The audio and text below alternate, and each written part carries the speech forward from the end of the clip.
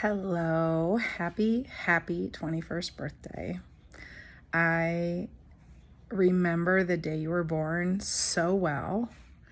Of course, it was in Madrid, and the hospital was a private hospital, Francisco de Assis. No, oh God. St. Francis of Assisi, that in Spanish. I don't know why I'm drawing a blank. Is it San Francis de Assisi or Francisco de Assisi? I don't know. Wow. Well, you'll have to look it up. But it's, right in Madrid. And I had gone there all along for all of my checkups with my obstetrician. Gosh, I can see his face, but his name escapes me. Oh, that's no surprise. I can't remember much of anything, but I remember the day you were born. It had been, of course, it was August. It had been so hot, really unbearable hot for the week before you were born. And I don't know that I really knew, but the hospital that I gave birth to in had no air conditioning in 2002. But fortunately, either the day before or the day of, the weather, the heat broke. And so there was a breeze and the temperature dropped. So it was probably, more in the 80s than in the 90s and 100s that it had been previously. So that was a blessing because, like I said, the hospital didn't have air conditioning. Now, 3 years later, when I went back to the same place for Nicholas, they had air conditioning, but I was in a different part of the hospital with Nick, so I don't know if it was just that wing, but it seemed very third worldly at the time. But whatever, you just push through. So, my biggest wish was to have a healthy baby. But I wanted to have, a natural birth, because you were born by cesarean. It was not what I wanted at all. And, your grandmother, when she was working at Schuyler Hospital, when I was, in high school and in college, she was actually a really big part of opening a birth center over near Schuyler Hospital. And so she knew a lot about home births and, births, water, deliveries in water. And, so I was kind of exposed to that and looked for those options when I was pregnant for you. And there was really nothing to satisfy my wish to have, this magical, birth of my child. And so, of course it was magical, but it wasn't what I thought it could have been. So about a week before your due date, I went for a checkup. Everything was fine, but you were big, and the doctor knew that that it was going to be that you were going to be a big baby.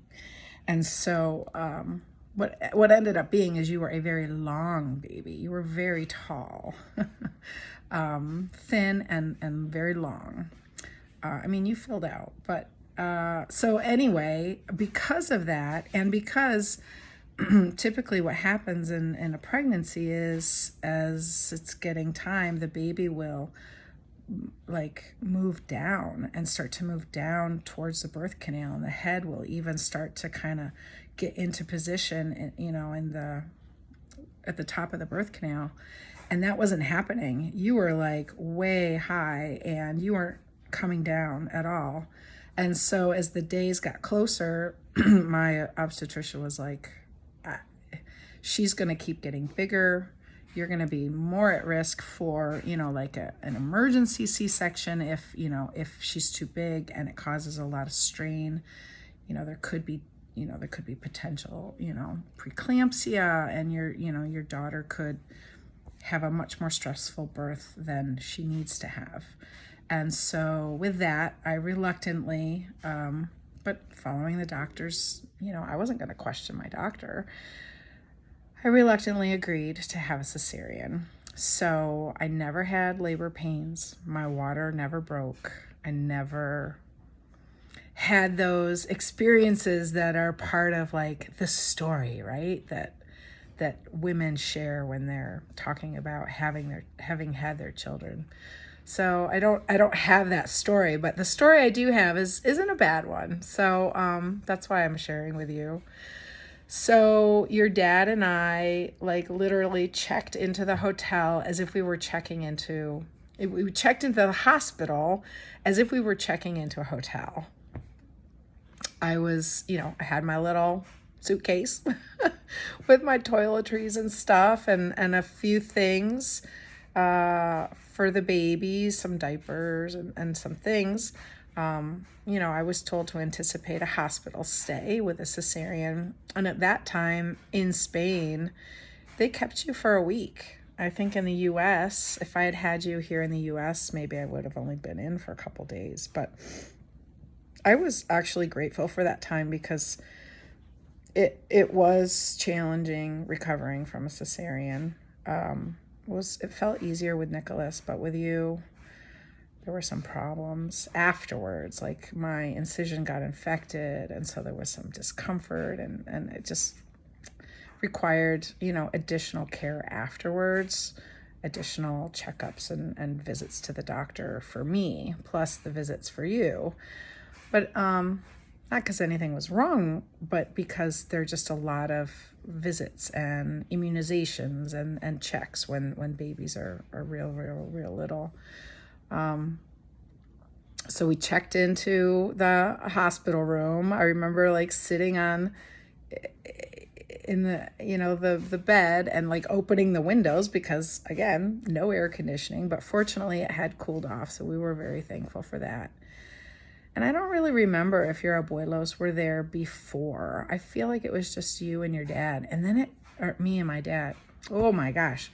Me and your dad. I don't think I saw Trini and Javier until afterwards.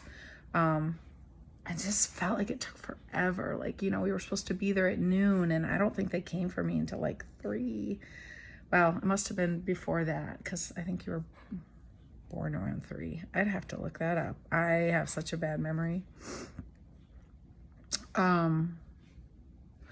So, I was awake for the cesarean, but they took me into this room that was had been renovated clearly because they put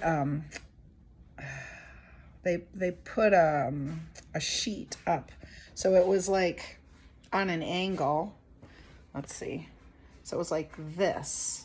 So they could, like the doctor standing up here could see me, but I couldn't see down. And I guess that's just so that you can't see anything. So I had an epidural, which puts everything from, your belly button down completely to sleep. Can't feel a thing. Epidurals aren't super comfortable, but it makes everything painless during a cesarean, and they'll do epidurals for natural births as well, but it makes it hard to push if you can't feel a damn thing. So anyway, I didn't have to push. So it was surgery. So they took me into a surgery room, but it was clearly renovated because along my left side, I could turn my head. So I'm like laying on a bed, turn my head to the left, and I could see the reflection in windows that were there, but you couldn't see outside because they'd been like walled over or something. So the windows were still visible on the inside. And what ended up happening is those were almost like not very good mirrors. So I could look and I could see the silhouette. I could see our silhouette, and I could see the doctors, and I could see the nurse. It was my obstetrician who was there. Because sometimes you never know. And that's the beauty of a scheduled C-section, is that your doctor can be there. If you like roll in at 3 a.m., you don't know who you're going to get. So it was really weird because, I could see this, this sheet thing that they had there propped up in front of me, but then I could see my belly on the other side of it. And when they made the incision, it was really weird because it then became like my belly with like a drop off, because as soon as they made the incision, like the skin separates. And so anyway, it was very bizarre because I could see kind of what they were doing to me, but I couldn't feel a thing. So it was very surreal. And I just remember the doctor being like, she does not want to come out. Like, you would think you're cutting like the bottom of the uterus or whatever, and there's a baby in there. They're pretty like gonna come out. They had to like reach up. You were like getting as far away from them as you could because you wanted to stay inside. And they were like, she does not want to come out. So that explained why you were not moving down into the birth canal for a natural birth. So they had to like pull you out by your leg. It was crazy. And then you started crying.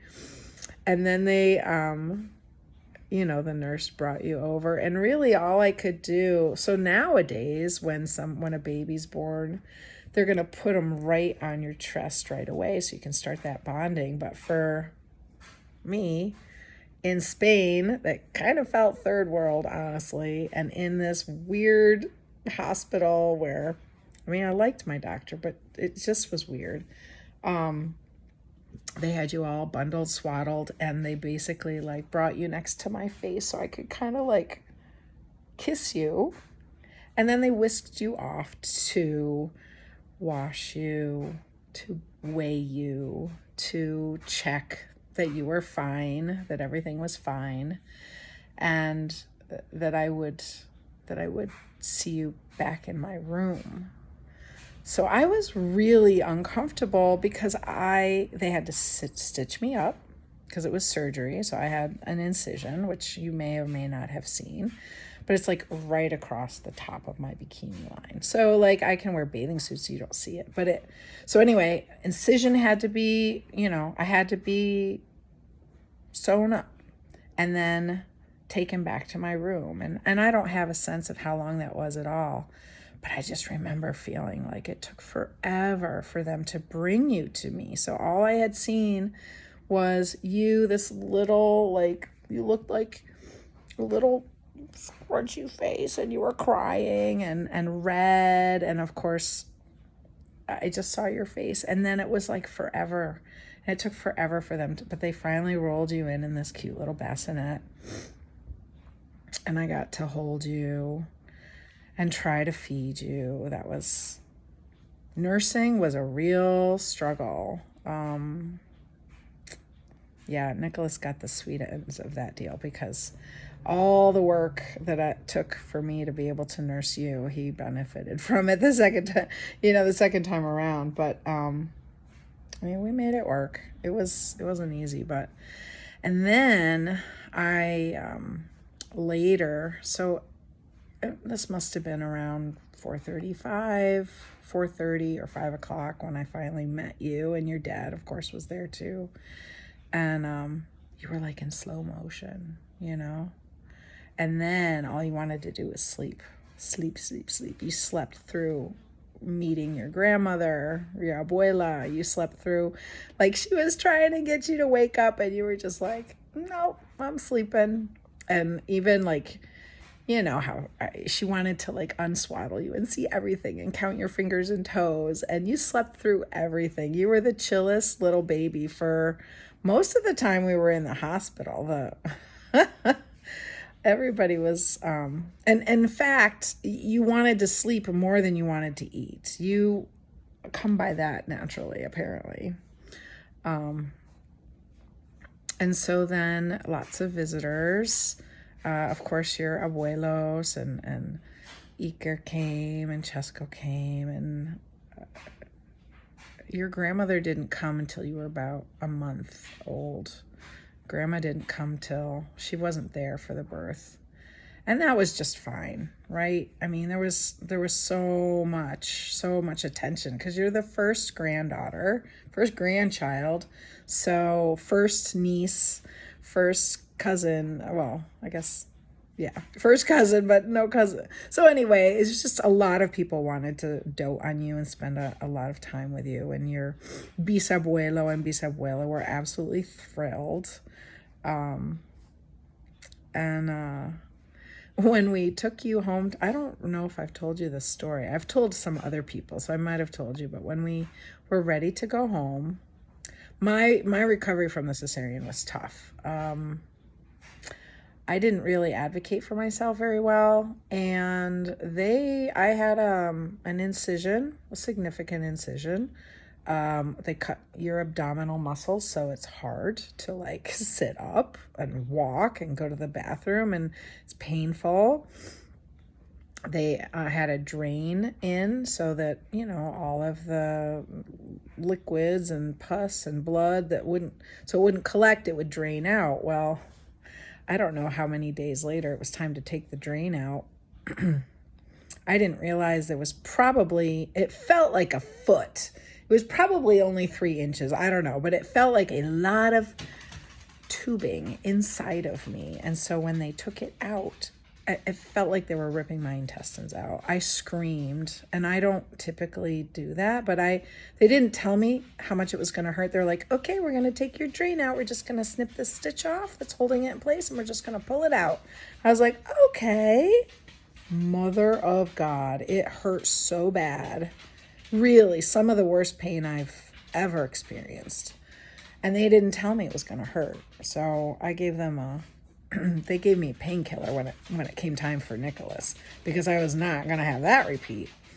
But yeah, I had no idea how painful that was going to be. So slowly getting up the strength to, walk. And so it was a week. I was in the hospital for a week.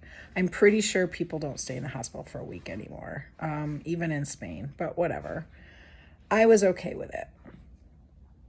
And it must not have gotten too hot or maybe it gradually got hotter. I don't know. Anyway, the window was always open. I can tell you that much. When we left, we got in the elevator. So I was holding you in my arms, and your dad is carrying, we had all kinds of stuff from the hospital. In fact, he probably made a couple trips before I actually went down to the car with you in my arms. The elevator got stuck with us in it, and about 3 or 4 other people, other adults. There weren't any other babies. And I don't remember how long the elevator was stuck, but they were able to pry open the doors, and we were between floors. So you could see up here was the floor of, let's say it was the second floor, and it was probably, like if I stood right there, it was either chest level or like belly button level. So it wasn't like super far up. And then the rest of it, you could just see the wall of the elevator shaft. So they pried open the doors. I can't believe they did this. We climbed out. We climbed out of the elevator, not knowing if it could start moving at any time. I don't know. I didn't know enough of what was going on to know if they were sure that the elevator was absolutely secure and it couldn't move, or if it was totally risking our lives. I have no idea. But, so it was very hard for me to just walk normally, much less climb. Like I couldn't heave myself out of there. So I remember, I guess the other people got out because it was easier for them. And then your dad, so I handed you out to a nurse. I don't know, somebody. I handed you up through this. I don't know if you can picture it, but it was crazy. I passed you through this, elevator shaft thing. And then your dad got down on all fours so I could step up on him like a step. And then I was able to kind of get myself, and I sat on the floor and swung my legs around and somehow got myself back up on my feet. I'm sure someone helped me. And then your dad, jumped out. Yeah. That was the farewell from the hospital with you. So that for a few years I'd kind of forgotten that story, but yeah. And you just do it. Like what we were going to sit in that elevator. I think we were in there for quite a while, and that was the best option. So then we went to the car and we put you in your new car seat, and I sat in the back with you, and we drove home. And home was Bahia de Palma, número 12. And we'd had, I don't know how long we'd been. Well, we were living there before you were born, but so like before we got pregnant for you. So we had time to like get your nursery ready and all of that. It was very different with Nicholas because we moved into the house on Arroyo de la Tia Martina when I was 8 months pregnant for Nicholas. And so he basically was born into a construction zone, but that's another story. So yeah, there wasn't, the neighborhood wasn't nearly as developed as it is now. Obviously there was a lot of construction, and there weren't all the parks and stuff, but it was good. And I just spent lots of time strolling you around. And speaking of modeling agencies, I just was so smitten with you, and you had these big brown eyes, and I took pictures of you and sent them to a modeling agency for babies. Probably you were, I don't know, maybe a couple months old, and they never got back to me. So must be it wasn't your time. So honey, happy birthday. That is the story of the day you were born, 21 years ago. And it's all like it was yesterday. I love you. Mwah.